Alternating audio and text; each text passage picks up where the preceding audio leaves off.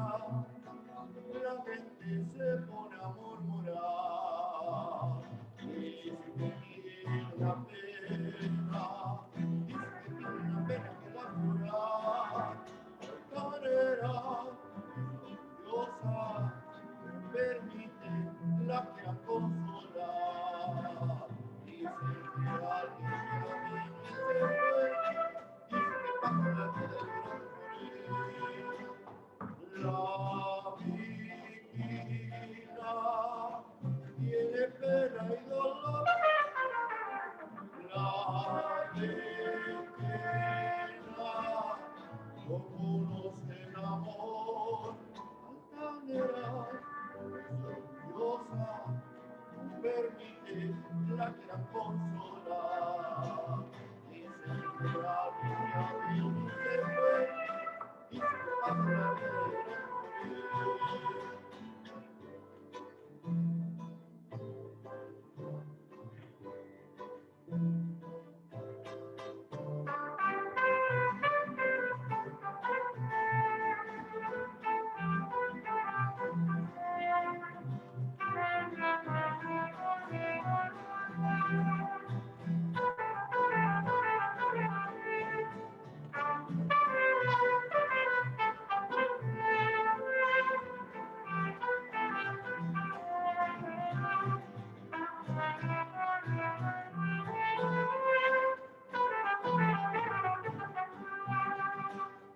la pequeña tiene pena y dolor, la pequeña no conoce el amor, altanera, ser orgullosa, no permite la quieran consolar. Dicen que alguien ya vino y se fue, dice que pasa la vida de la mujer, dice que pasa la vida de la mujer, dice que pasa la vida de la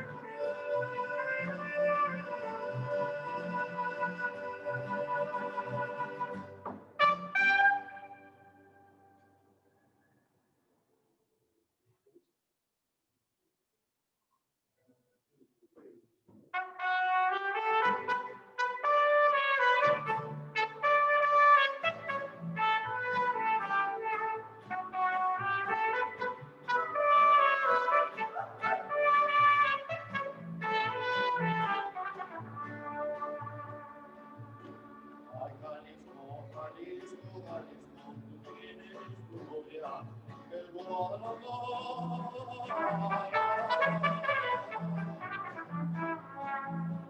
Muchacha bonita, la perla más rara de todo Jalisco es mi Guadalajara. Y me gusta escuchar los mariachis cantar con el alma sus lindas canciones.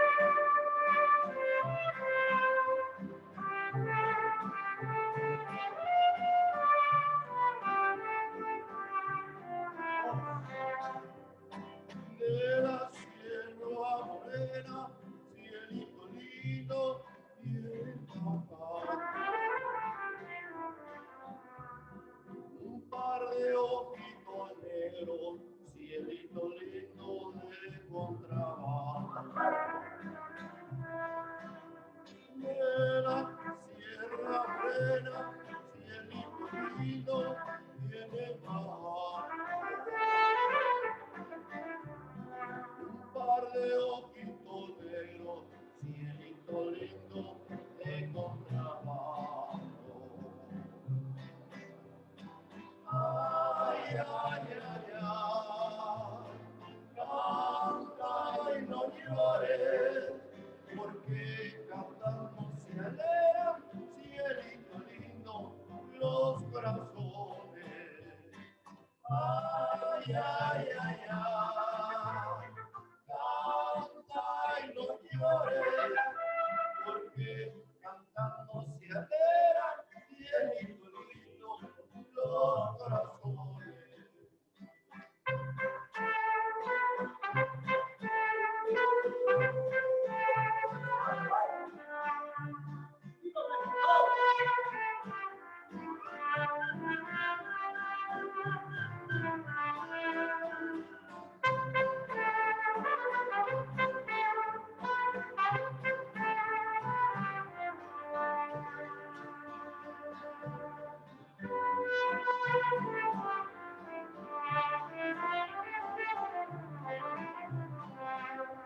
De domingo a domingo, cielito lindo, de llover. Cuando será domingo, cielito lindo, para volver. Ese lugar tiene cielito lindo, con la boca. No se lo des a nadie, cielito lindo, que a mí me toca. Ay, ay, ay, ay, anda y no llores, porque cantando se alegra, cielito lindo, los corazones. Ay, ay, ay, ay, canta y no llores, porque cantando se alegra, cielito lindo, los corazones.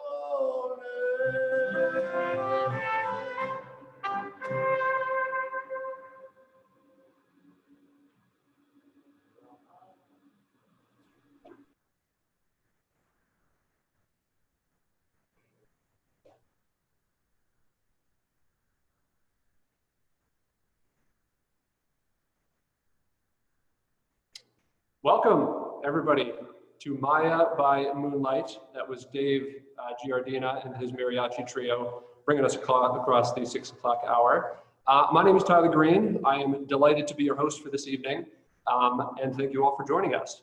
Now, tonight we are going to take a sort of virtual tour of our featured exhibition, Maya Hidden World Revealed. We are going to be treated to special guests, live demonstration, and bring you up close, at least as close as we can get virtually, with some of the artifacts in our exhibition. I hope that by the end of this, you will all have gained a deeper appreciation for Maya culture, maybe learned something new, and just as importantly, learned about how the Maya are very much alive today. Now, I am not doing this alone, however. I am joined this evening, we all are joined by Dr. Bethany Morrison. Dr. Morrison is our Maya expert. She is an anthropologist, archaeologist, and Maya specialist who teaches courses in archaeology and cultural anthropology at Western Connecticut State University, where she has taught since 2002. She has also conducted archaeological investigations in Arizona, Belize, southern Mexico, and then in the States as well, in New York, New Jersey, and Connecticut. And fortunate for us for this format, she also specializes in online instruction. So Dr. Morrison, thank you so much for being with us. Now, by the way, stick around at the conclusion because Dr. Morrison and I will be doing an audience Q&A. So if you have questions throughout, type them in the chat and our production team will curate them for me and then we will address them at the end. Now, I know everybody's excited to get right into the exhibit and start learning about the Maya, but Dr. Morrison, I want to give you a moment to just introduce yourself a little bit further. You know, there may be people watching tonight who are interested in how you went about getting a career which affords you the opportunity to travel all over the country and the world, pursuing such fascinating subjects. So could you just give us a little bit of background on your bio and how you came to be an archaeologist and anthropologist? Sure, Tyler, thanks. It's nice to be here tonight. Well, I guess, first of all, just to clarify on some terminology, anthropology as a whole is the study of humans, and it includes the study of cultures, the study of human evolution, the study of linguistics, and it also includes archaeology, which is the study of cultures, but through material remains, so through the things that people have left behind, which is how I can be an anthropologist and an archaeologist at the same time. How did I get into anthropology? Great teachers. For all of you instructors out there, you already know this, but you make a difference. I don't think anyone ever picked a career because they had a bad teacher in that subject. So as a college student, just doing my general education, as soon as I started taking anthropology courses, I knew that that was going to be the game for me. It took me a little while to pick archaeology, and I still dabble in some other things, but it's been very interesting from the beginning. If you want to run your own archaeology project, you really do need to have an advanced degree, a master's or a PhD. But if you or your kid wants to get a bachelor's degree in anthropology and you're wondering, well, what would that do for you? A base level understanding of anthropology is very useful to go on to all sorts of fields like medicine, law, social work, politics, business. All of those things, particularly today, require people who understand that there are cultural differences around the world and how to work within those different structures. So I'm an anthropologist, right? And I'm an archaeologist, which isn't necessarily for everyone. We are sort of glorified by the press, but archaeologists, we don't get rich. We don't sell the artifacts we find. We don't dig up dinosaurs. We don't fight Nazis. We're never famous, or almost never famous, but we get some really amazing opportunities in our career, as you pointed out. And of course, everyone thinks of field work, and we'll talk a little bit more about what that's like. But field work is really not, something else is not for everyone. You're either going to love field work or you're going to hate it. It means long periods away from loved ones, backbreaking work, exposure to the elements, encounters with dangerous critters. You know, the Maya jungles in particular are full of biting ants, venomous snakes, crocodiles, jaguars, scorpions. I mean, even the caterpillars there, which are big and fluffy, are poisonous. So you face these sort of physical challenges as well as scientific ones. And ironically, particularly since this is the Connecticut Science Center, I might point out that the most dangerous place I ever did field work was Connecticut.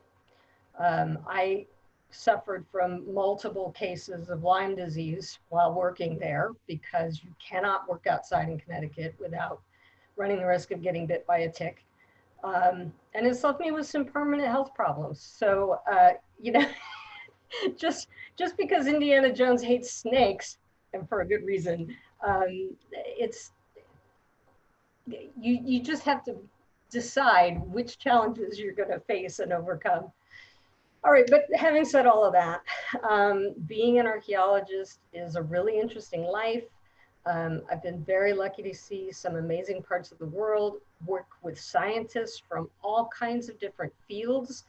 And the best part of it all really is as we study a site, of course, we're not studying the place, we're studying the people who had been there and who made that place.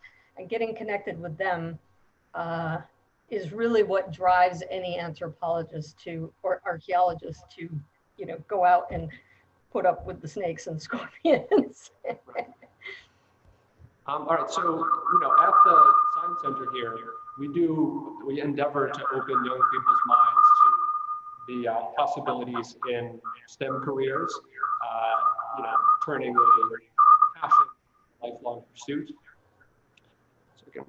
And you know, I'm just interested in hearing about your specific work in the field, and then if you had any advice for young people beyond the, you know, maybe the degree that's involved, any advice for young people who wanted to pursue a career such as yours. Yeah, sure. Well, I've worked in both the academic field, which is the one everybody sort of thinks about when they think of archaeology, people working at a university and doing research, but also in the cultural resource management realm. And that is the part of archaeology that's part of an environmental impact statement. It means that you're dealing with contracts with developers or with government agencies. Okay, so there's two different versions, and I've done them both. My main research interest, no matter who's paying the bill, is what we call cultural ecology, which is the study of the relationship between people and their environment. And so that's applicable anywhere in the Maya area, in Arizona, in New England. People everywhere have to figure out how to adapt to and use their environment. So that's always been my sort of primary focus. When I was working in the Maya area, I always was focused on what we call hinterland farmers, peasant farmers, not people in the big sites, and how they organize labor for community projects, how they maximize their agricultural production to feed a complex society, things like that. And I think that your screen just came up with a lovely photo of a Maya farmer in his cornfield. And this is exactly the sorts of people prehistorically that I'm interested in. If you want to, as far as STEM training and how to become an archaeologist and all of that, if you want to experience excavation, you can do so with a bachelor's degree or even without one. You can volunteer on a project and they will use you as manual labor. But you get right up close, you know, you are part of the project, you're doing archaeology. But if you want to run the show, like I said before, you're going to need an advanced degree. Archaeology is a science, so you need to be able to ask questions and interpret data. And the reason the photo that you're seeing now is up is that most of archaeology doesn't actually happen in the field. Most of it happens in the office and in the lab. We spend countless hours writing grant proposals, writing research reports, trying to get published, writing reports to the state, and of course, almost an infinite amount of time processing artifacts in the lab. So that's an infinite number of sherds on that, pottery sherds on that table there. So it is a very lab-based endeavor, even though that's not the way we think of it. And in fact, the best sort of secure long-term career in archaeology would not be one that's field-based, but all of you STEM kids, if you took on a science like radiocarbon dating or residue analysis or paleoethnobotany, which is the study of ancient botany, it means looking at stuff like these cool pollen grains, which were, the photo was taken with a scanning electron microscope. And every plant has a different shaped pollen, so and it preserves archaeologically, so you could dig up dirt and process it, get the pollen out, and see what was growing and or being eaten in a place. These are all very important aspects of archaeology that aren't about digging holes and are very much about having that strong STEM foundation. Tyler?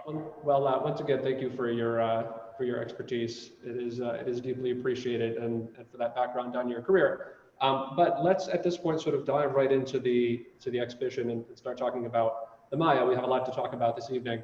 But I think perhaps a good place to start is with who the Maya are and were. We hear a lot about how the culture has sort of mysteriously disappeared, but then again, how can archaeologists such as yourself study a culture that is gone? And I do use air quotes quite deliberately there. So what do you have to say about that? Right. The Maya, as you sort of allude, are not gone. There's the civilization collapsed, but the people are still there. This is the modern Maya market in Guatemala that you're seeing right now. Things did change. The Maya civilization had already greatly diminished before the Spanish even arrived. So they kind of did that on their own. They had never been a centralized civilization with like one leader and one capital city. So even if they had still been up and going at full strength when the Spanish arrived, it would have been a different situation than the one we saw for the Aztec or for the Inca, where they captured the leader and the capital city and sort of everything else just fell apart. The Maya were not centralized like that. But a lot of their cities had been essentially abandoned by the time the Spanish showed up. But the Spanish still managed to do a certain amount of damage. They certainly burned a lot of Maya books. I think we'll see an image of a Maya book later on. And they, of course, pushed Catholicism on the Maya pretty strongly. But it's a lot of the interesting thing about Catholicism among the Maya is that a certain number of the symbols that are in the Christian faith were things that seemed familiar to the Maya. And so when they were told, worship the cross or else, they said, okay, we kind of have something that we already think of as holy, I suppose. And it looks a lot like your cross. And if we can get image 5 to come up, oh, it's up, look, yay. I don't know how much of the detail you can make out on that image, but this is the Maya tree of life. It's a stylized version of a ceiba tree that holds up the sky and has its roots in the ground. And it looks like a cross. And the Maya religion was full of sort of lesser gods, the god of this and the god of that, who seemed to equate pretty well to the Maya, to the saints that they were being introduced to. So we have had a certain amount of Spanish influence, but some of the things that you would think the Spanish had really changed really still contain aspects of the original Maya ideas behind them.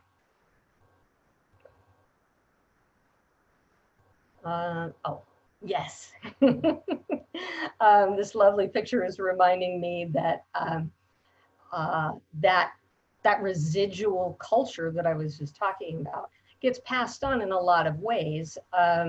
For example, through wearing traditional dress, or performing traditional rituals, or teaching the kids to speak Mayan, the language, eating Maya food, telling Maya stories, and all of those things go on among Maya families today.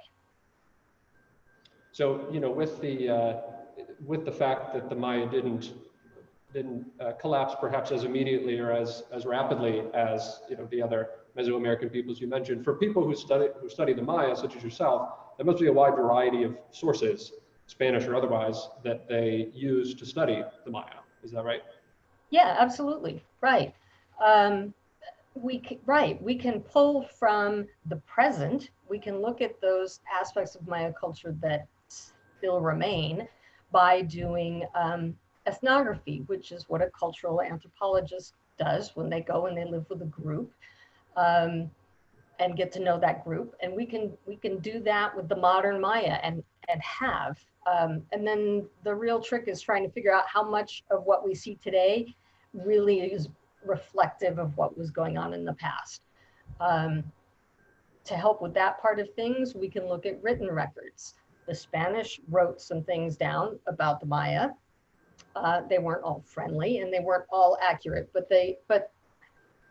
there's a lot of information in Spanish documents that we don't have coming from anywhere else. So we're glad to have those.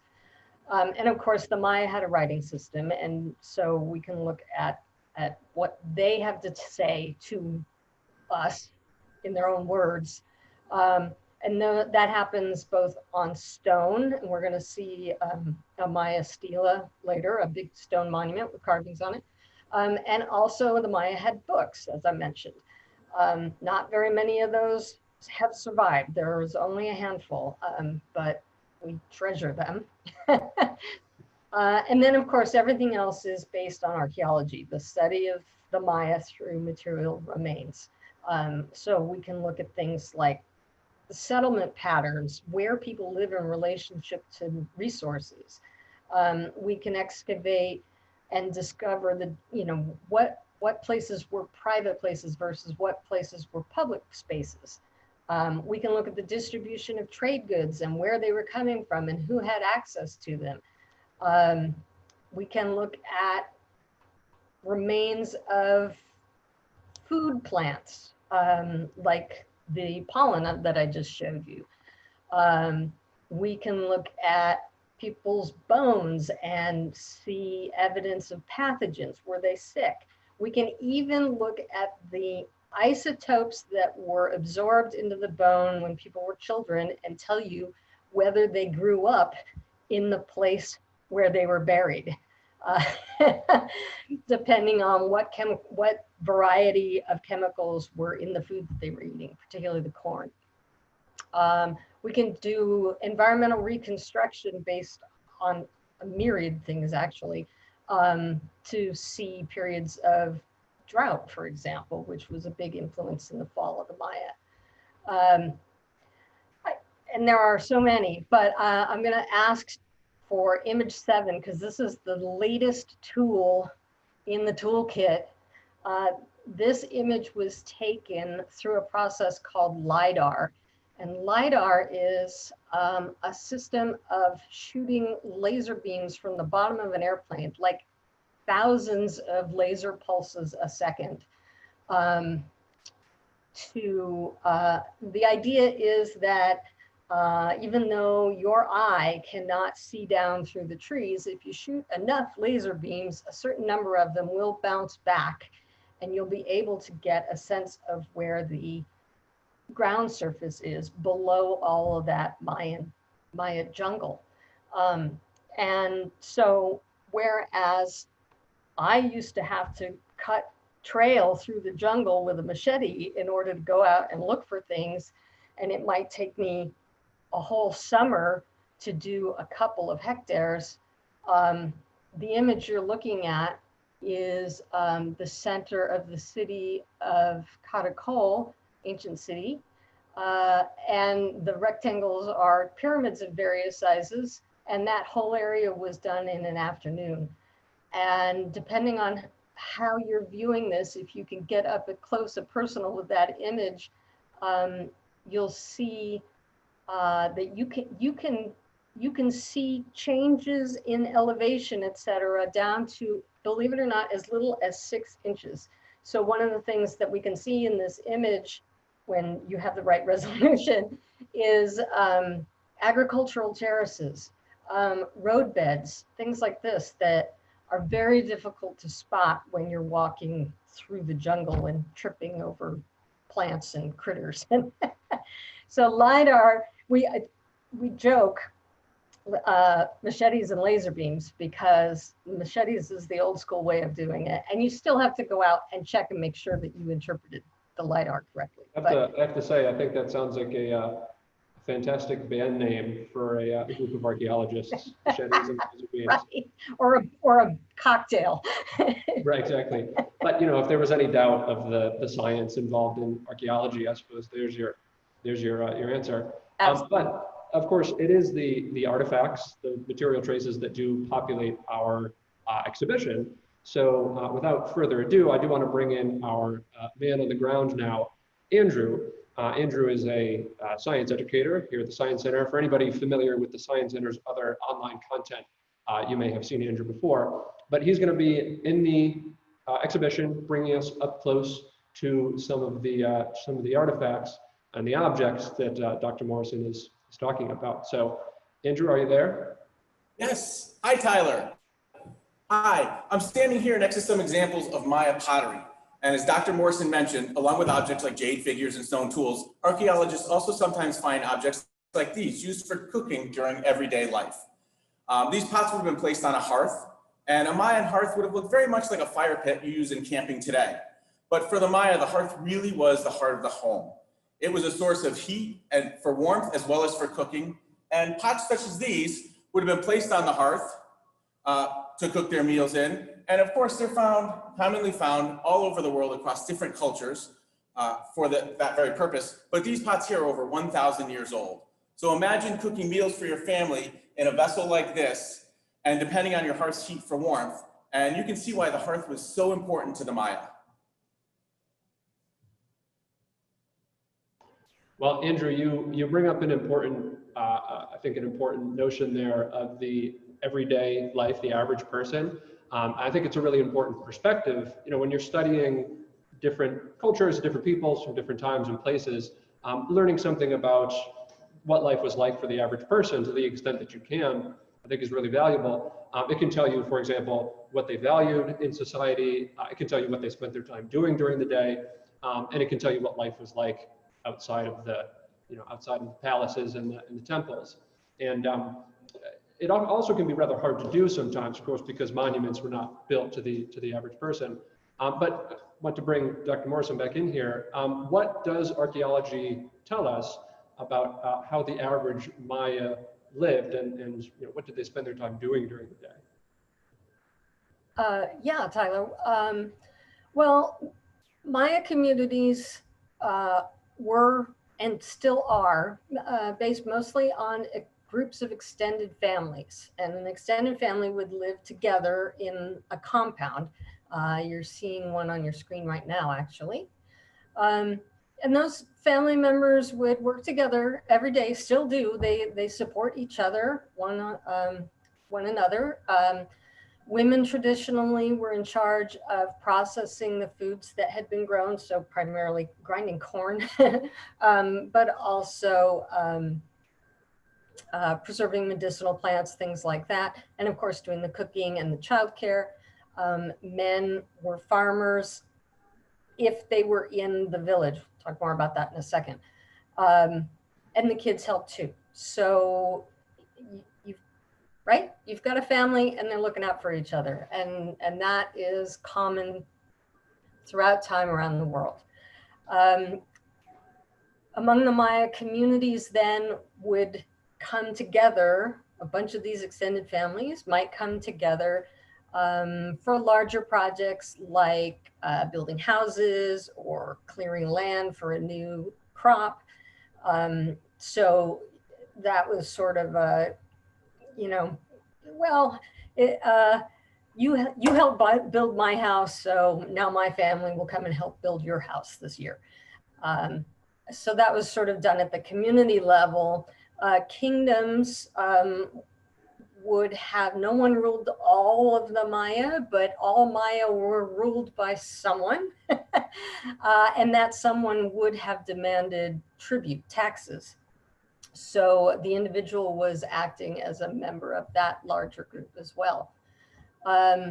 While many of the people were farmers, they were not completely independent, even if they were growing their own food. Everyone, regardless of whether they were in the country or in the city, would have relied on the exchange of goods. For example, at a marketplace, which is the picture you're seeing today, right there. Everyone in the ancient Maya society had some sort of job. There weren't any like computer programmers, But in a civilization as complex as the Maya, people had all sorts of jobs. The density of ancient Maya settlements and the sophisticated types of agriculture that was used to feed the masses have shown us that farming was definitely conducted by full-time specialists. These were people who were really good at farming, and they fed everybody. And so then everybody else got to do things that might actually seem sort of familiar today. Some people were merchants, some people were artists and craftspeople, some people were priests, some people were politicians, some people were historians, right? Because when you have a civilization, right, you have the ability to explore all of these other pursuits. And I'm going to ask us to pull up image 10 if we can do it. There it is. I love this mural. It's very rare among the Maya to have a mural that's depicting everyday life. But this one does. And what you're looking at here is someone who is preparing and serving gruel, porridge, soup, probably as a vendor, right? So if you can, other than the high-tech stuff, if you can think of a job in our society, they probably were doing it among the Maya as well. Well, you know, it sounds like a busy day, a lot of work for most people. I suppose one of the jobs, though, that people would have engaged in or have taken up was being a merchant. I imagine that Maya engaged in quite a bit of trade. It's one of the reasons why archaeologists find various artifacts in different parts of the region. Is that right? Yeah, absolutely. Goods were exchanged on many different levels. The map showing that you're looking at here is a map that shows sort of the larger scale trade networks where items like chocolate, salt, jade, obsidian, feathers, shells, things that could only be gotten in one place were then traded around the Maya area. But on smaller scale, at the marketplace, people would have been, you know, potters would have been selling their wares. People who make raw obsidian into a useful tool, for example, would be selling their wares. Weavers would be selling textiles. And then on the very local level, things you could get from your neighbor, you know, sort of cup of sugar kinds of things would have been like medicinal herbs from the garden. Somebody in the village might be good at sharpening that obsidian tool, so you might go to them to, you know, have it touched up. Somebody might be good at weaving hammocks. And so those are things that you could just do within the village among the people you know. But the higher you were in status, the broader reach you might have. And you might be able to get some things that were very rare indeed. And that sort of explains the image that just came up on your screen. This is what we call an eccentric, which is nabbed out of stone, just like you would do what we call an arrowhead. But it takes remarkable skill because of the intricate shapes that are made. This is not a tool. If you breathe on it too hard, it will break. But they were definitely a sign of status and affluence if you could get hold of one of these. And I think the last thing that I'd like to say is, well, that really long distance trade, as you said, was often conducted by merchants, people who traveled and carried things from one place to another. But one of the other things that really got traded widely was information and ideas and new technology and new belief systems. And yes, somebody could pick up and walk to another place and describe those kinds of things. But just as commonly, or maybe more commonly, ideas get spread because you tell your neighbor, hey, I heard about this new game, this thing that people are playing with a big wad of rubber. It sounds like fun, let's try. And then they tell their neighbor, etc. Right? And so ideas can travel even farther than someone who's walking by foot. And a great example of that is the ball game. The Maya ball game, in one iteration or another, spread as far north as Arizona. So definitely trade and exchange was a big part of Maya life and where all of those artifacts come from. Right, and I want to bring Andrew back in here. Andrew, we actually have some examples of some of these artifacts, do we not? Maybe give us an up-close view. That's right, Tyler. Hi. I have here many of the things Dr. Morrison was talking about. I have some jade jewelry, some shells, some cocoa beans, some limestone, and believe it or not, this is salt, as well as some beautiful textiles here. These, of course, are just more modern examples, but in the artifact case behind me, you can see some brilliant examples of jade jewelry that dates back to over 1,000 years ago. Unlike those cooking pots we saw earlier, however, these things would not have been available to the average person.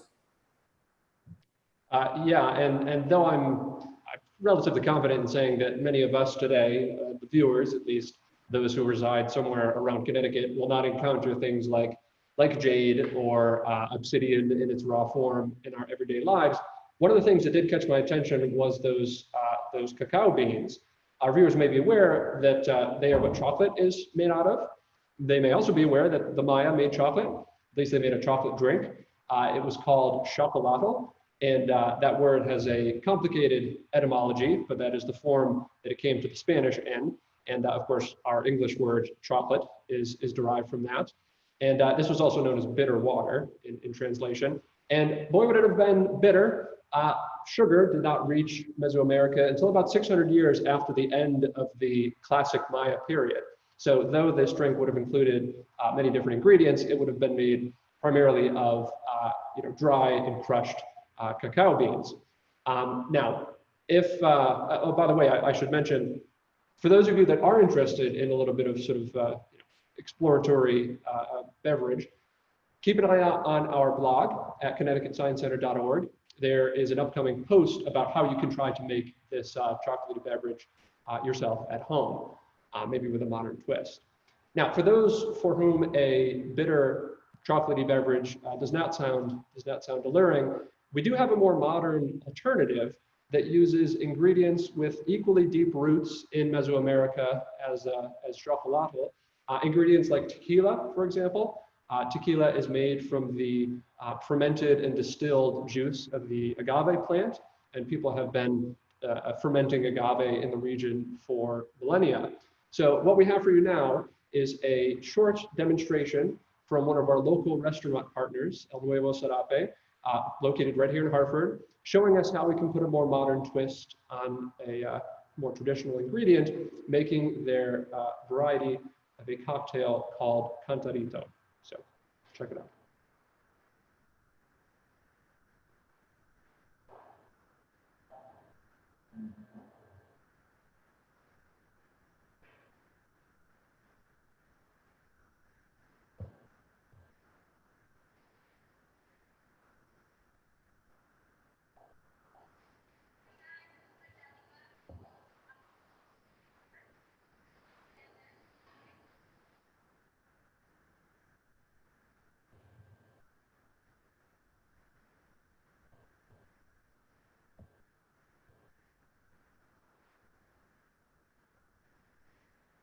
The delay is simply to build anticipation.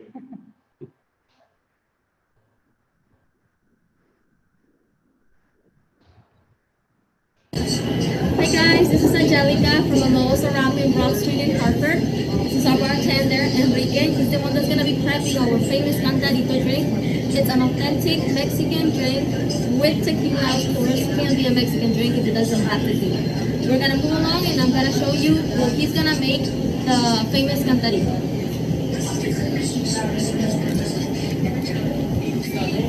The main ingredients we're going to need are orange juice, pineapple juice, this is lime squeezed, and this is our grapefruit soda, and of course our shot of tequila. We will definitely need some fresh limes,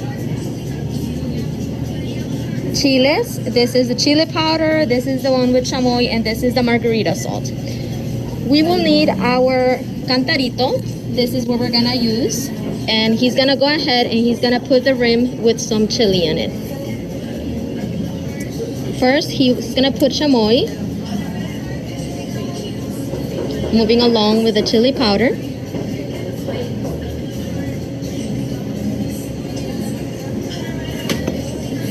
Then he's gonna go ahead and put some ice.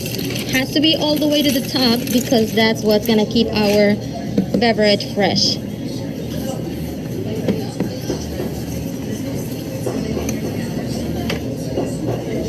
Moving along, our lime squeezed juice, freshly squeezed.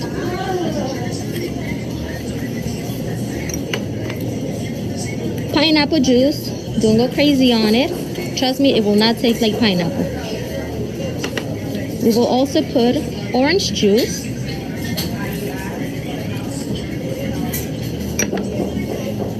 Then moving along with our grapefruit soda.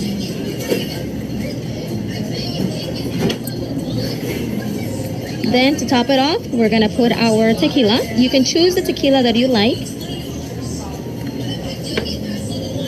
And last but not least, we're gonna end it up with a little tamarind straw. You can eat it throughout the whole beverage.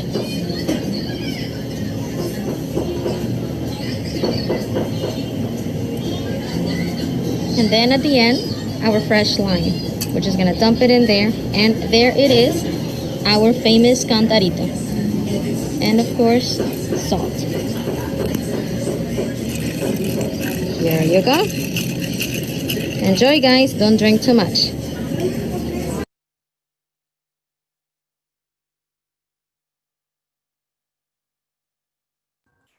Better than something also known as bitter water. Perhaps a refreshing drink for those of you wishing to cling on to these last warm days of the season. Now, Dr. Morrison, I do want to sort of return to the back to the study of Maya culture itself. You know, we've seen some fantastic examples of the work that archaeologists and Mayanists have done over the years, but what's so astounding to me is that, you know, when you go to these archaeological sites, you encounter the carvings and the glyphs. We see them behind me, for example. We see them on some other pieces in our exhibition.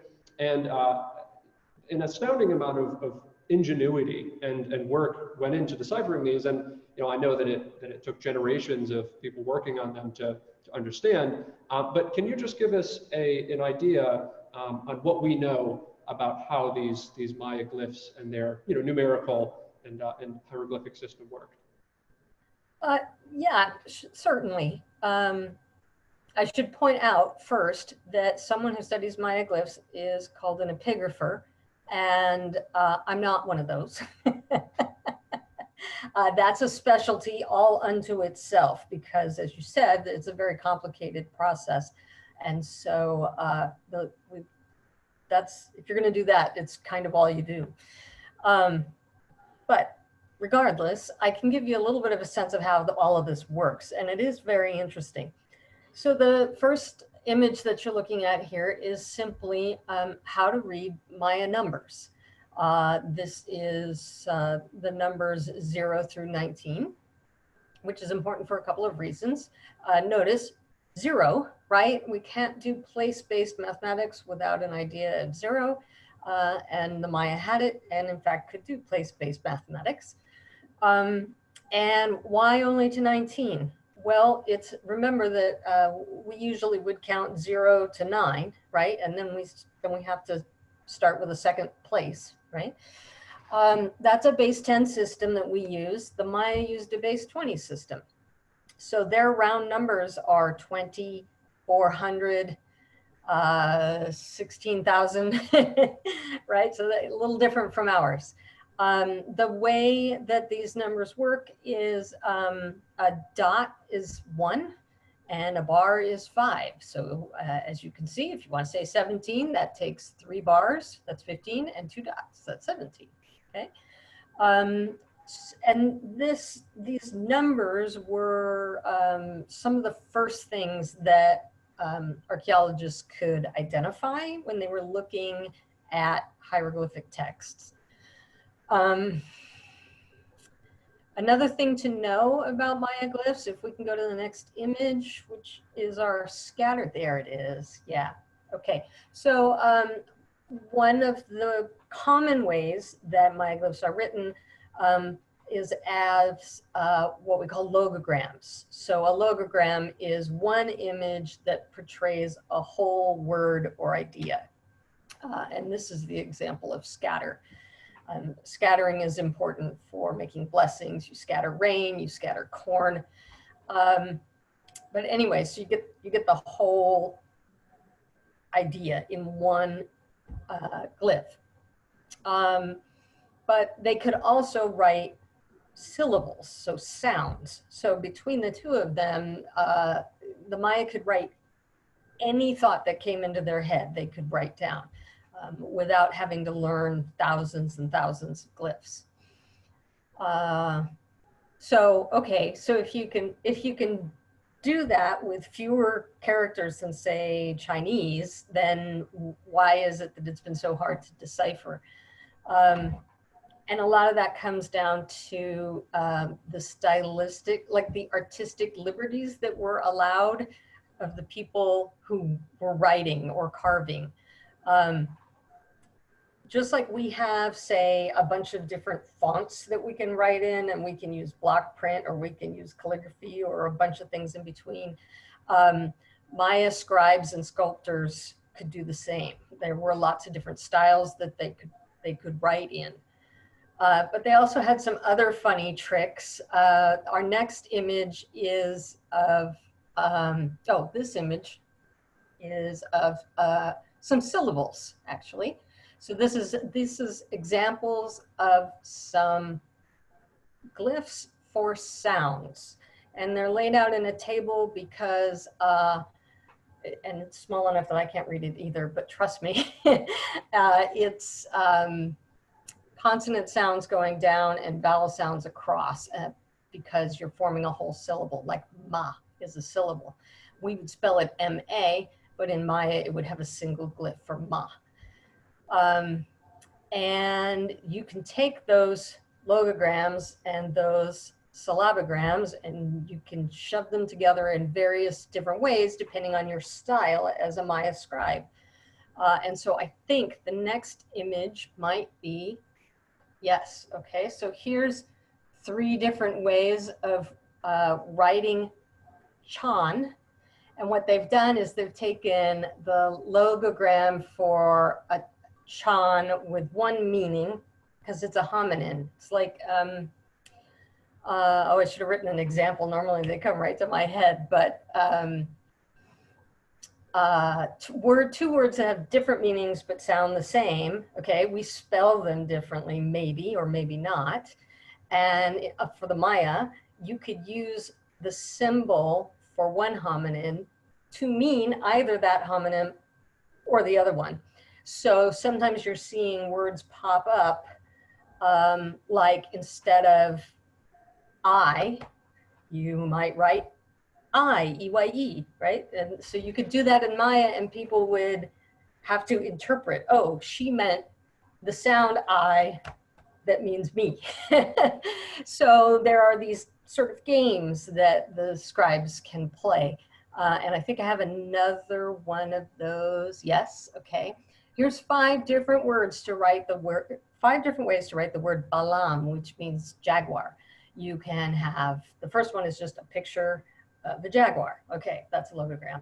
And then the next few, there's a couple that are that same jaguar with either the first syllable, ba, or the last syllable, which is ma, or some combination of that.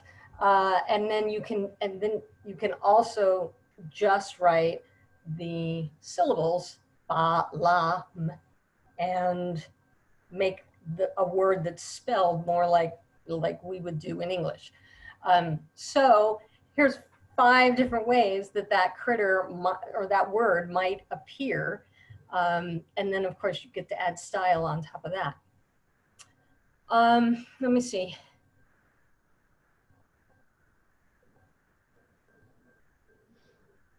If we've got, I'm sorry, I'm trying to keep track of our images for you here.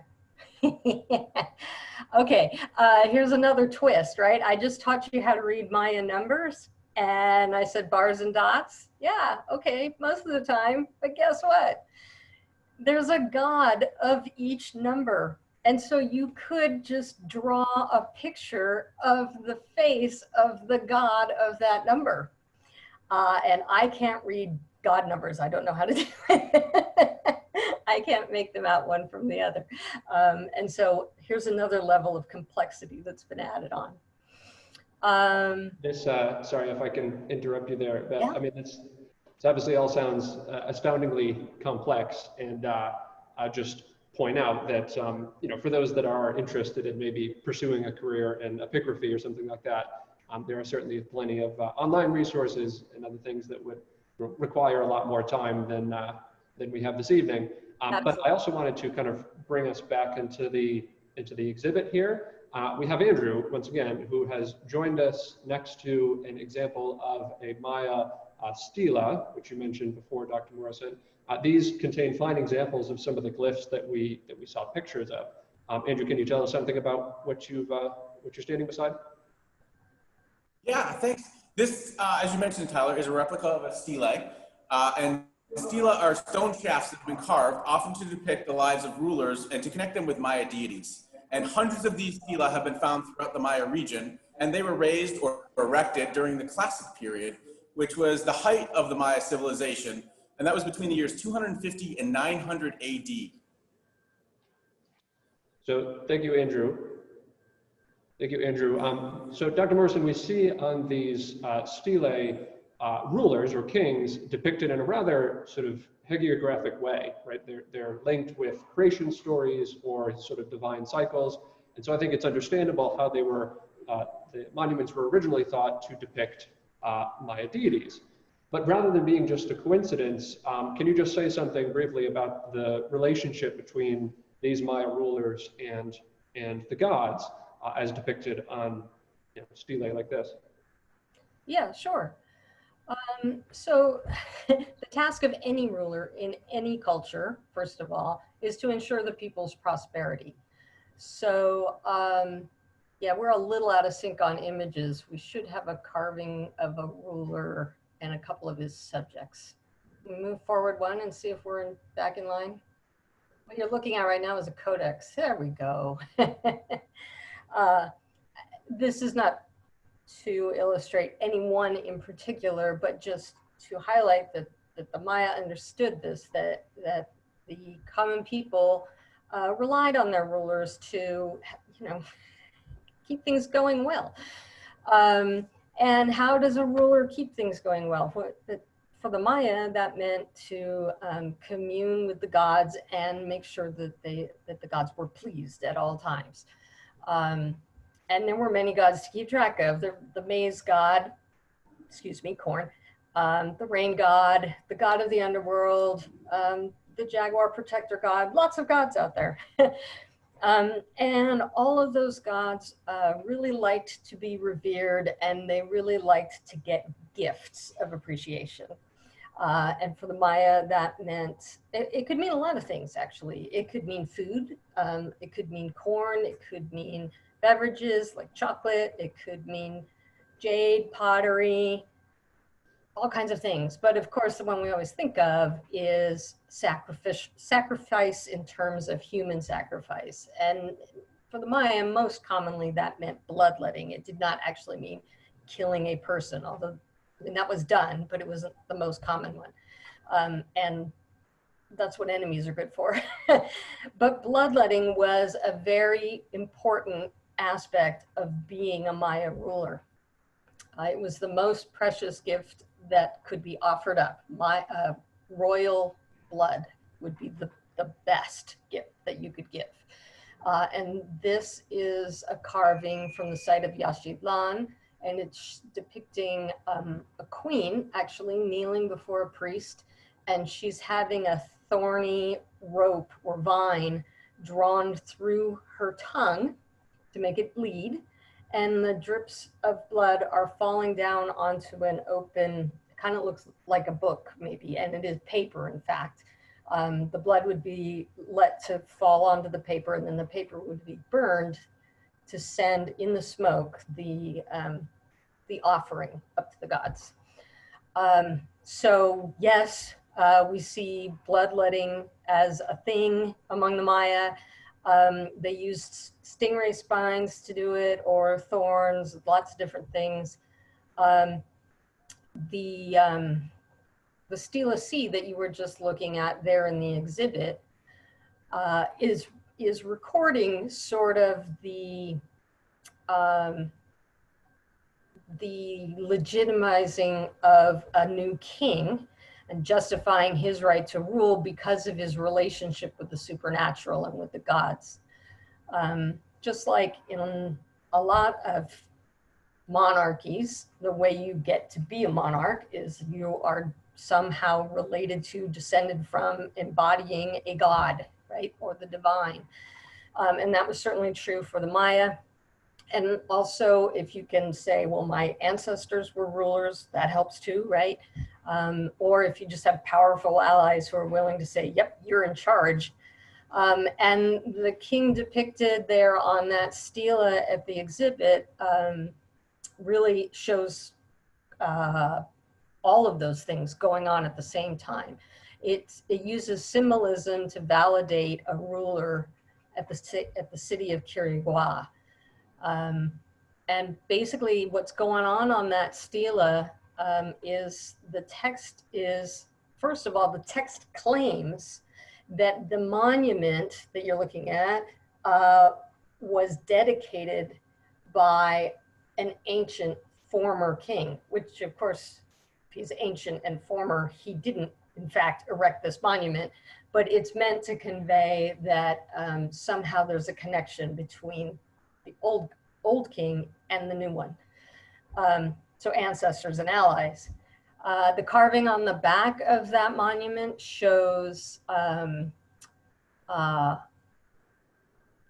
gods of time, gods of the past, gods of an era, sacrificing themselves, which is an unusual thing for gods to do, and yielding or recognizing the divine rule of the new king.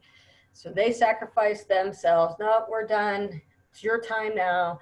And then the next carvings on the front show the king sort of symbolically recreating the universe by building the pillars of the cosmos as they were symbolized for the Maya.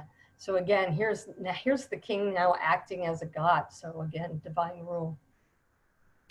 And I think that that's enough to get the point across that the kings, the leaders, were very much expected to be interacting with the divine, and that they could then use that to promote themselves. Yeah, and I imagine, promoting the legitimacy of your rule was all the more important given a rather fragmented, series of polities within the region. And in that same vein, as we're sort of nearing the end of our dialogue here, Dr. Morrison, I want to sort of bring us back to how we think about the Maya today. When I think most people imagine the Maya, they go for the famous stuff, as you mentioned, the sacrifices, or the stone temples, or the scientific achievements, and so forth. Why do you think this subject, in your opinion, has captured the public imagination so much? And maybe there are some misconceptions that go along with that. Yes, I think the misconceptions are a large part of why the Maya are so popular. The Maya are often described in ways that are very exotic, very unlike ourselves, and that's captivating. They use, Discovery Channel and other media use words like impenetrable jungle. And there are places that are pretty impenetrable. I've been there. Sometimes you have to turn around and go, it's not going to work. But then also undecipherable writing. Well, it's hard. It's not undecipherable. Bloodthirsty gods, mysterious disappearance, which didn't actually happen. Nobody disappeared. So the media has used these tantalizing words to get our attention. And that was done from the very first European explorers who wandered through Maya land. It's not a new phenomenon. But today, okay, you know, the jungles are still thick and things are still very interesting in Maya land, and the gods are still present there. But what we have today is a more decentralized, even more decentralized than before, culture that of course is subject to modern nation states like Mexico and Belize and Guatemala. And that decentralized culture is sort of broken into several subcultures with different dialects that they speak. Some of them have been more assimilated into modern ways than other groups. Some are quite steadfastly traditional. It's very common, actually, in any indigenous group in Mexico, for the women to not speak Spanish. They speak whatever their indigenous language is. Most Maya today are just what we call subsistence farmers. So they're growing food on a small scale, just enough to feed their family. And sadly, today, subsistence farming, you know, doesn't necessarily fulfill the desires of a younger generation. And a lot of young people are headed into the cities where they think they can earn cash wages. I worked outside of, you know, the sites where I worked were about an hour or so outside of Cancun, Mexico. And we saw a tremendous number of the youth going at, just so they could work among the tourists in Cancun and, you know, pour drinks and scrub toilets in the hotels. And so there's a big movement now among the Maya and their various allies to keep the young Maya connected to the village and to their culture by doing things like reclaiming ancient agricultural techniques that fed a larger population so that farmers can have surplus to sell for cash. Some Maya are working for archaeologists or becoming archaeologists themselves. Not a lot of them yet, but we're getting there. And of course, a big part of trying to maintain that culture is in the production and the sale of fair trade crafts. And I think you're gonna have some wonderful things to say on that. That's right, yeah. So I suppose in the spirit of Maya cyclicality, we end where we began by talking about that the Maya are not gone. And you mentioned allies, Dr. Morrison. So our last but certainly not least guests are Deborah Fernandez and Mary Jo Fernandez of Redwind Councils. Redwind is a US-based charitable nonprofit that was founded in 1985 in Chiapas, Mexico by Oki Forest. And they work now to support social justice and craft projects for Maya in resistance to poverty and, frankly, extermination.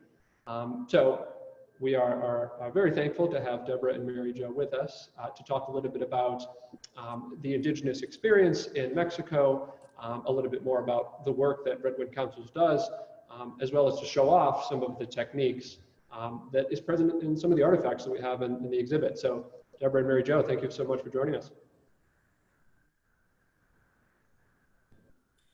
So thank you for the introduction. So we're board members and volunteers of Redwind Councils, and Redwind Councils is a nonprofit organization that's been working for over 30 years in the highlands of Chiapas to bring social justice to the Maya people.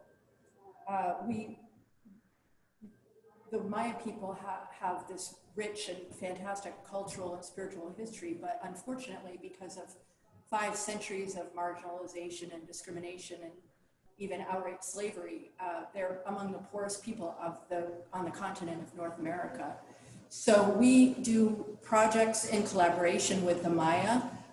We work directly with them in doing community projects such as bringing clean water into communities, solar power.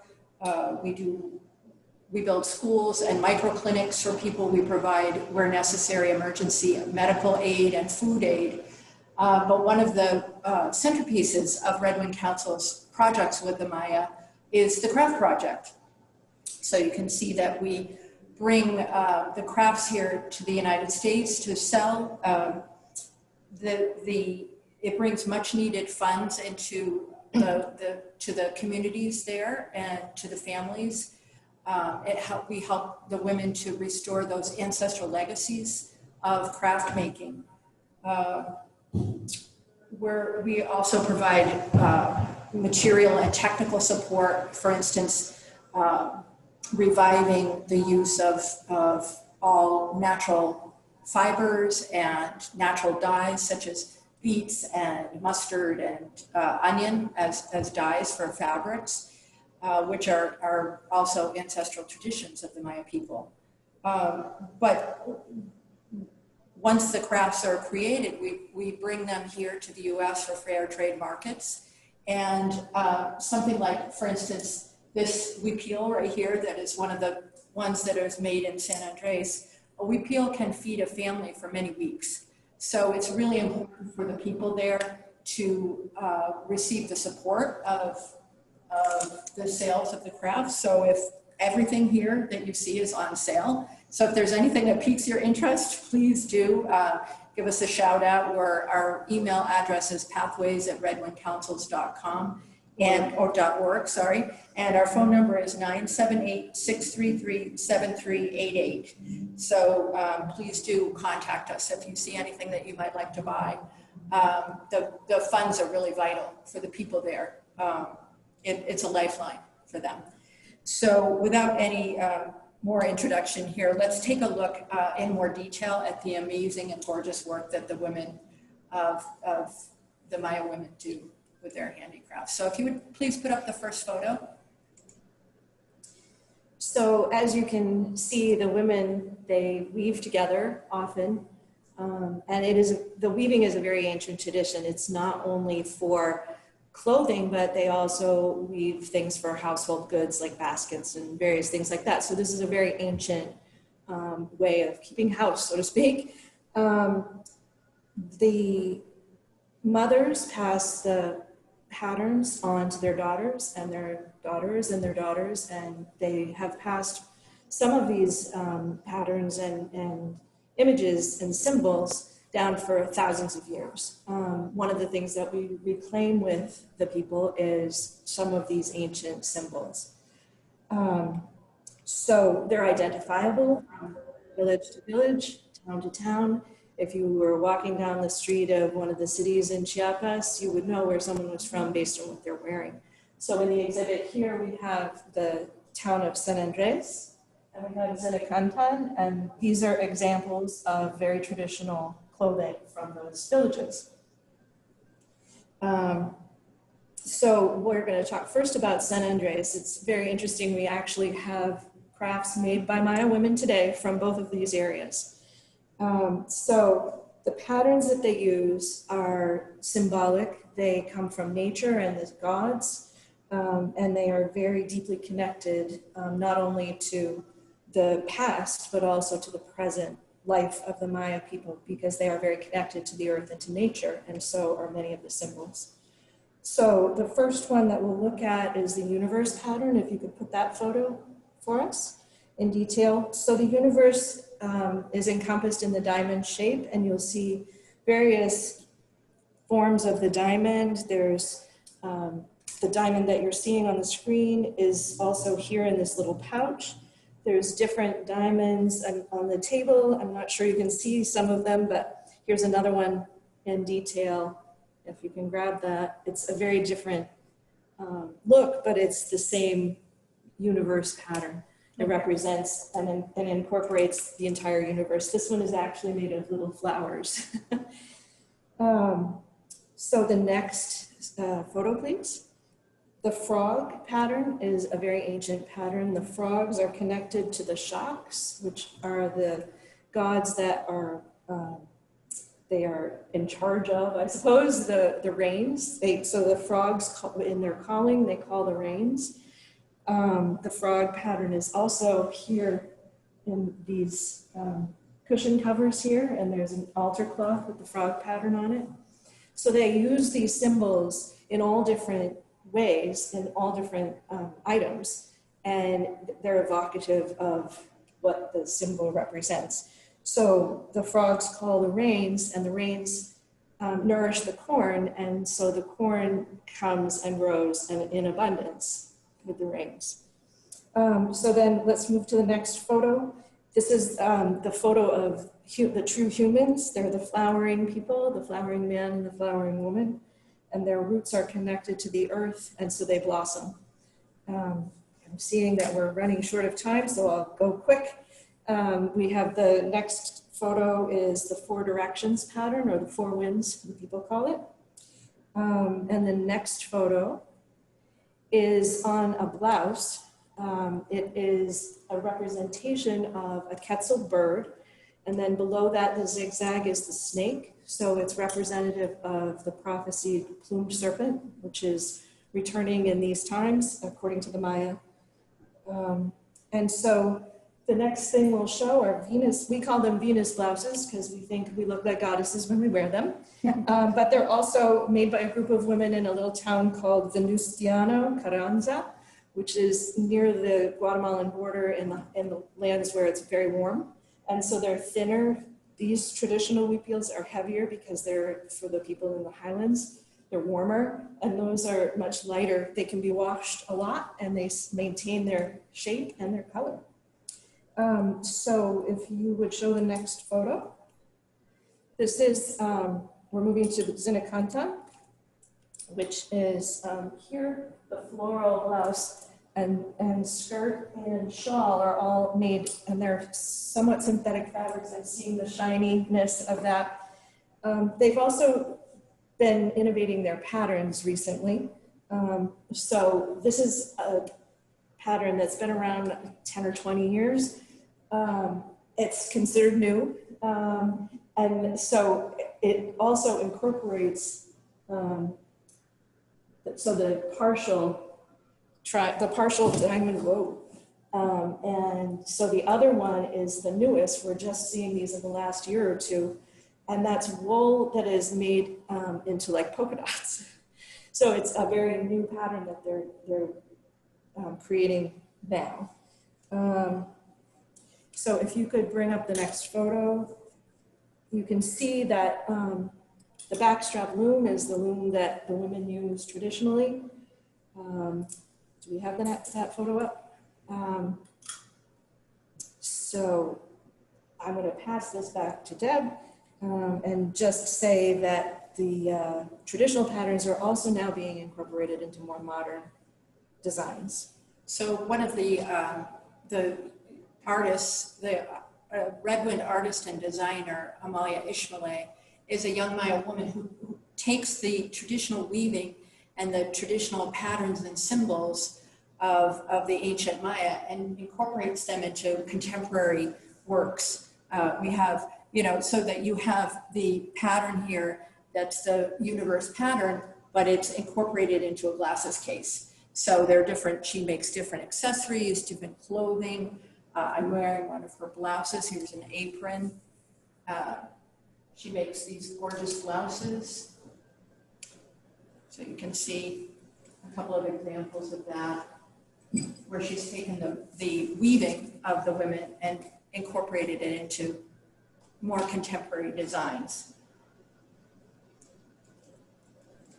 So again, we just want to remind you that we are everything that you see here is for sale. One of the last thing that I'll show you, it was in the exhibit. It was talked about the copal that they would burn That's another thing that we bring to the United States. It's very rare, actually, and most of the copal that we see here in the U.S. is something that is from the Philippines, but the real Maya copal from the Maya lands, it is burned in ceremonies there.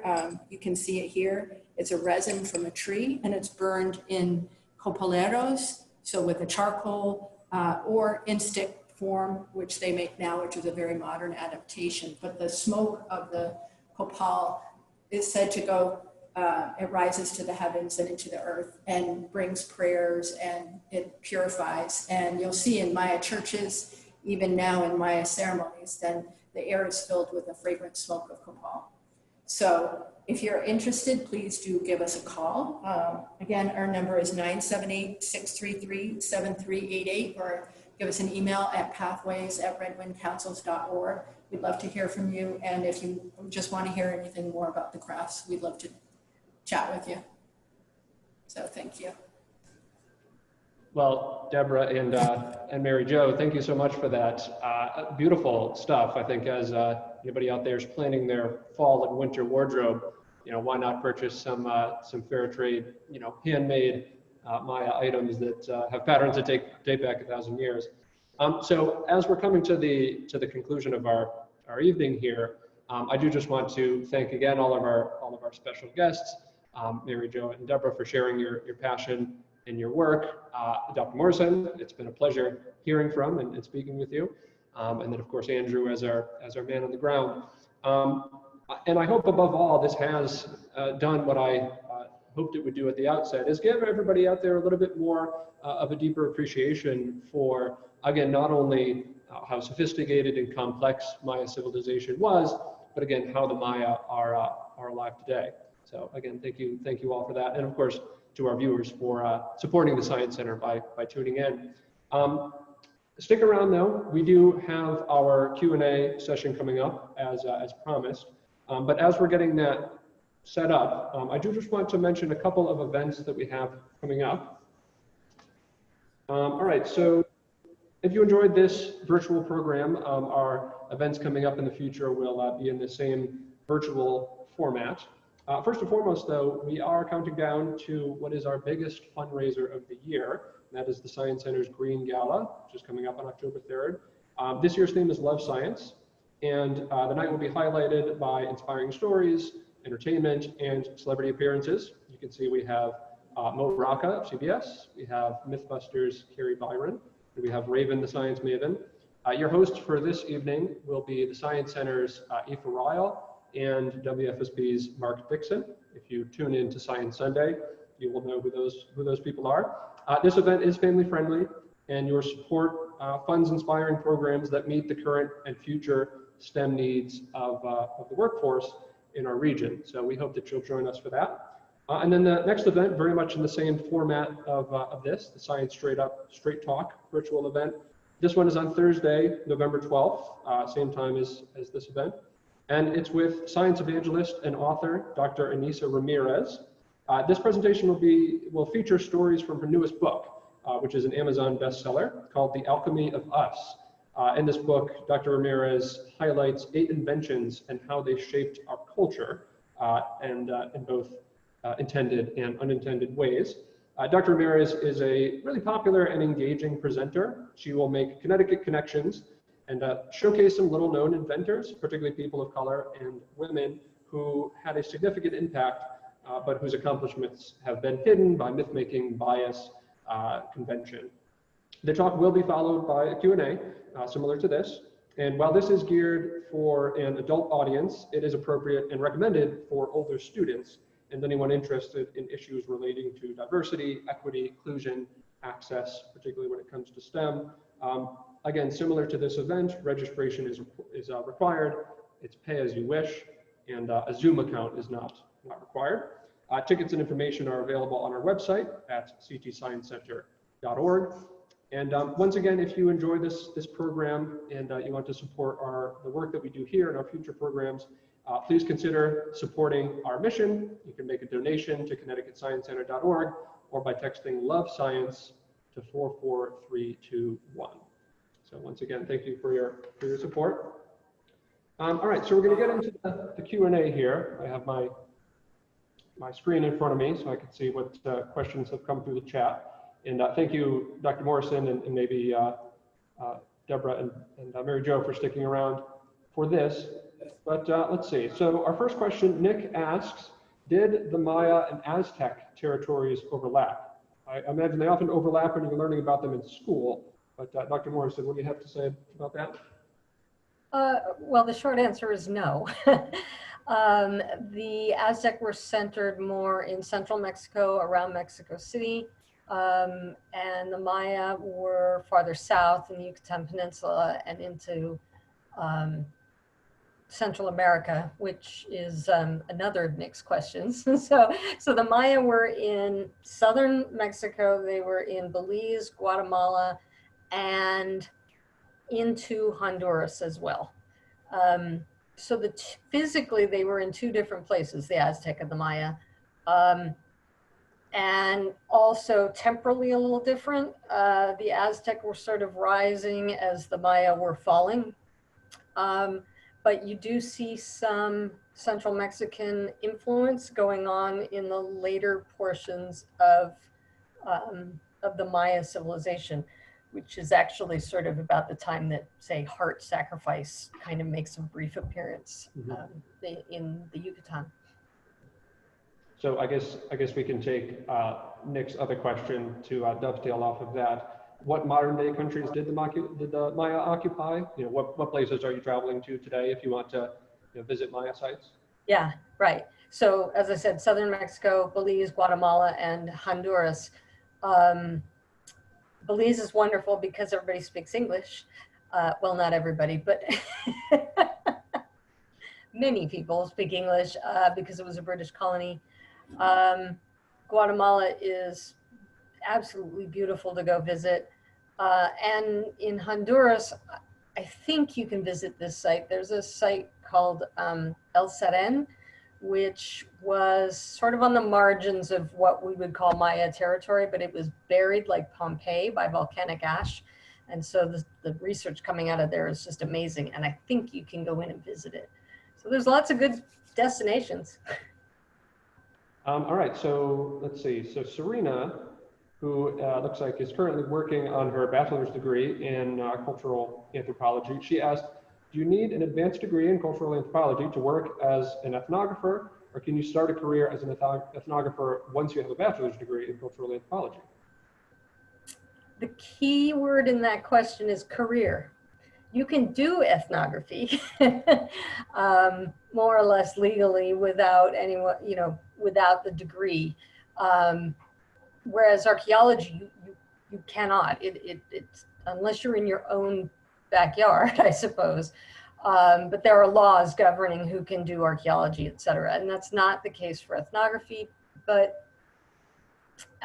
if you want to make a career as an ethnographer, you should either be a very good author, such that you can be writing for the general public about what you're learning, or you should have an academic position where you can be getting grants to support that work, and the dollar when it all comes down to it. I hope that helped, though. Yeah, good question, Serena. I suppose speaks for many in the same position. All right, Alex now asks, this goes back to our talk of the Maya deities.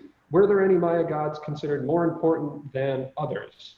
Were there major and Maya deities, or were they all worshipped equally?